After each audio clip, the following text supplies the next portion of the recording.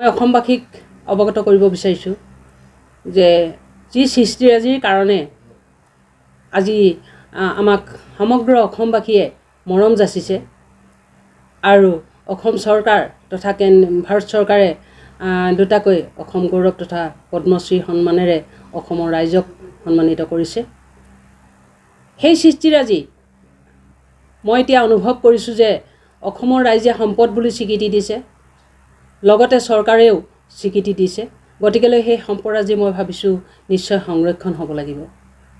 আৰু এই সৃষ্টিৰাজি সংৰক্ষণৰ কাৰণে মই অসম চৰকাৰক আবেদন কৰিছোঁ।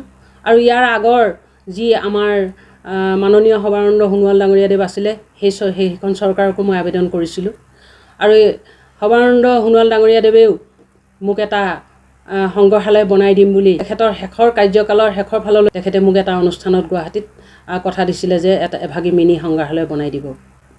আৰু বৰ্তমান চৰকাৰখনকো মই আবেদন কৰিছোঁ আৰু চৰকাৰে ইতিমধ্যে মোৰ এই আবেদনৰ গুৰুত্ব দি লৈছে বুলি মই অনুভৱ কৰিছোঁ, কাৰণ তেখেতলোকে চৰকাৰীভাৱে মোৰ পৰা এটা প্ৰপ'জেল আমাৰ ডিষ্ট্ৰিক্টৰ DC মহোদয়ৰ হাতৰ পৰা পঠাইছে বুলি মই গম পাইছোঁ। এতিয়ালৈকে মই একো সদুত্তৰ চৰকাৰৰ ফালৰ পৰা পোৱা নাই। আনকি চৰকাৰে মোক এই কাম আগুৱাই নিয়াৰ ক্ষেত্ৰত কোনো মোক সাহায্য প্ৰদান কৰা নাই। যি কি নহওক, মই এতিয়া এই সংগ্ৰহালয়ভাগীৰ কাৰণে এটা সংগ্ৰহালয় বনোৱাৰ প্ৰয়াস কৰিছোঁ। যোৱা বছৰ ফেব্ৰুৱাৰী মাহৰ 5 তাৰিখে মই এখন সভা কৰিছিলোঁ গাঁৱতে, আৰু ৰাইজৰ পৰা মই অনুমতি বিচাৰিছিলোঁ যে মই ৰাইজৰ দান বৰঙণিয়ে সংগ্ৰহালয়ভাগী বনোৱাৰ প্ৰয়াস কৰিম। আৰু ৰাইজে মোক ৰাইজৰ দান বৰঙণি তুলিবলৈ তেখেতলোকে মোক সেই সভাতেই সিদ্ধান্ত দিলে। আৰু সেই মৰ্মে মই অসমৰ চুকে কোণে থকা প্ৰথমতেই মই টকা সংগ্ৰহ কৰাৰ মাধ্যমটো লৈছোঁ নামঘৰ। গতিকেলৈ মই নামঘৰে বিশেষকৈ এতিয়া প্ৰথমতেই মই মৰাণ অঞ্চলৰ নামঘৰসমূহত মই প্ৰত্যেক নামঘৰতে একোখনকৈ ৰিচিপ বহি দিছোঁ।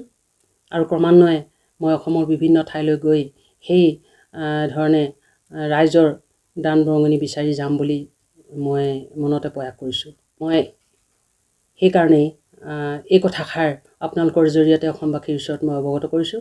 আৰু লগতে এই সংগ্ৰহালয়ভাগী বনাবৰ কাৰণে মই এটা ট্ৰাষ্ট গঠন কৰিছোঁ, আৰু ইতিমধ্যে ট্ৰাষ্ট সম্পন্ন হৈছে। আৰু ট্ৰাষ্টৰ মোৰ একাউণ্টটো ইতিমধ্যে মোৰ সম্পন্ন হৈ গৈছে।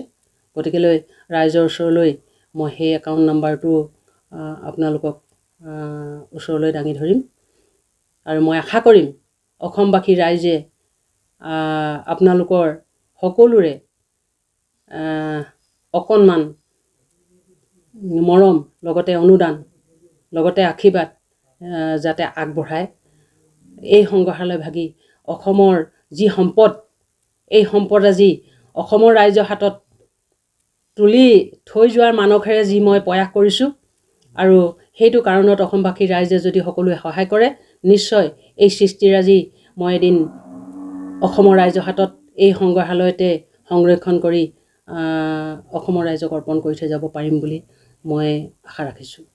যোৰহাটৰ সাংসদ তপন গগৈ যোৱা চ'ত মাহতে নাজিৰাত এটা বিহু কৰ্মশালা কৰিছিলে। তাতে তেখেতে মোক এটা 2 লাখ টকা দিম বুলি তেখেতে মোক আশ্বাস দিছিলে। আৰু আমাৰ মৰাণ সমষ্টিৰ বিধায়ক চক্ৰ গগৈয়ে ইয়াৰ আগৰবাৰ যেতিয়া MLA হৈ আছিলে তেতিয়াই মোক 1 লাখ টকা দিম বুলি তাৰ পিছতো কৈছে, কিন্তু এতিয়ালৈকে তেওঁলোকে মোক সেই টকাটো মোৰ হাতত দিয়া নাই। প্ৰাক্তন মুখ্যমন্ত্ৰী আছিল, এতিয়াতো নাই, তৰুণ গগৈ ডাঙৰীয়াদেৱে মোক 16 চনতে নে 15 চনতে আছিলে, তেখেতে মোক 1 লাখ টকা এটা, যেতিয়া মই অকল গুণমালাখন বৈ উলিয়াইছিলোঁ তেতিয়া তেখেতে মোক 1 লাখ টকা এটা সাহাৰ্য প্ৰদান কৰিছিল। নিশ্চয় মই চৰকাৰক আবেদন কৰিছোঁ। চৰকাৰৰ ওপৰত মোৰ আশা নাইকিয়া নহয়, মোৰ আস্থা আছে। চৰকাৰে মোক কিবা সহায় কৰিব বুলি মই ভাবিছোঁ, যদিও এতিয়ালৈকে যেতিয়া মই একো সদুত্তৰ পোৱা নাই। সেইকাৰণে মই ভাবিছোঁ যে ৰৈ থাকিলে আৰু বয়সটো ৰৈ নাথাকে। গতিকেলৈ মই এই কামভাগী হাতত ল'বৰ কাৰণে অসমৰ ৰাইজৰ দান বৰঙণিৰে এই কামটো মই আৰম্ভ কৰোঁ বুলি ভাবিছোঁ। আৰু এই সংগ্ৰহালয়ৰ কাৰণে আমাৰ চুতীয়া উন্নয়ন পৰিষদৰ ফালৰ পৰা 10 লাখ টকা এটা দিছে বুলি আমি জানিব পাৰিছোঁ।